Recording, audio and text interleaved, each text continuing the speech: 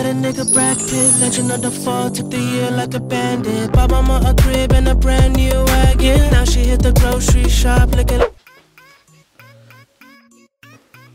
La bienvenue dans ma pâtisserie. J'espère que vous allez bien, moi ça va super bien. Dans cette vidéo, pour commencer, je vais vous montrer comment tempérer du chocolat au lait. Et je vais vous montrer comment faire des éclats de caramel. En fait, tempérer du chocolat, ça va vous permettre d'avoir un chocolat brillant et en même temps craquant. Donc voilà. Donc en fait, je vais vous montrer comment faire du chocolat avec des éclats de caramel et saupoudrer de fleurs de sel. C'est assez simple à faire. Et voilà, ce que je vous conseille, c'est de mettre le tout dans des petits sachets individuels et de les offrir pour les fêtes, pour Noël, pour Nouvel An à vos proches. Si vous aimez, n'oubliez pas de commenter, de liker, de partager, ça me ferait super plaisir. Et on se voit très bientôt, mercredi prochain, pour une prochaine vidéo. Pour réaliser cette recette, il vous faudra 100 g de sucre semoule, 20 g de crème liquide, les grains d'une gousse de vanille et 50 g de beurre doux. Alors, ce que vous allez faire, c'est que vous allez réaliser un caramel à sec. Donc, vous mettez le sucre comme ça dans le fond d'une casserole, vous mettez sur feu doux et vous attendez gentiment que ça fonde. Quand ça a fondu, venez rajouter la crème et ensuite, quand le tout a bien mélangé, venez rajouter le beurre. Donc, ça vous fait un caramel qui est comme ça soyeux.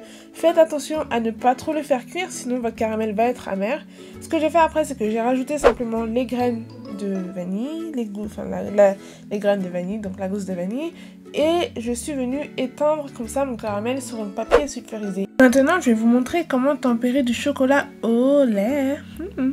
J'ai utilisé 2 plaquettes de chocolat et en fait il faut le faire fondre jusqu'à peu près 50-55 degrés. Après que ça a fondu à cette température là, il faut le faire refroidir en fait jusqu'à peu près 27 degrés. Et après il faut monter le tout à simplement 28-29 degrés.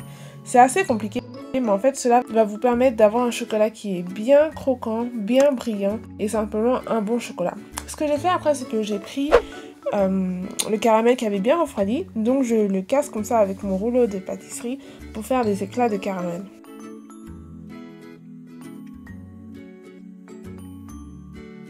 Donc voilà, ce que j'ai fait en fait, c'est que j'ai cassé mes éclats caramel pendant que mon chocolat refroidissait.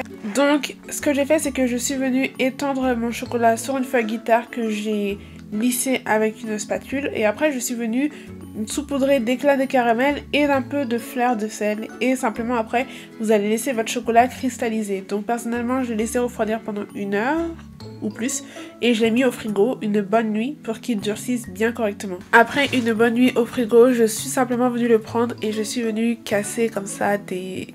je pourrais pas dire des carrés, mais des morceaux de chocolat pour qu'ils rentrent dans mon sachet. Tout le monde a beaucoup aimé chez moi. C'est vraiment c'est vraiment une petite douceur. J'espère que vous allez reproduire cette recette, ça me ferait très plaisir. N'oubliez pas de m'envoyer une photo si vous le souhaitez et on se voit très bientôt pour une prochaine vidéo. Bisous. Lune, parce qu'une nuit étoilée c'est toujours meilleur quand il y a une pleine lune.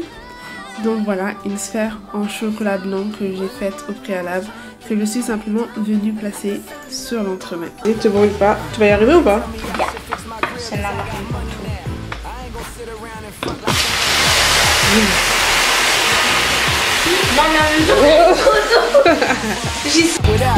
I keep my twisted grill just to show the kids it's real. We ain't picture perfect, but we worth the picture still.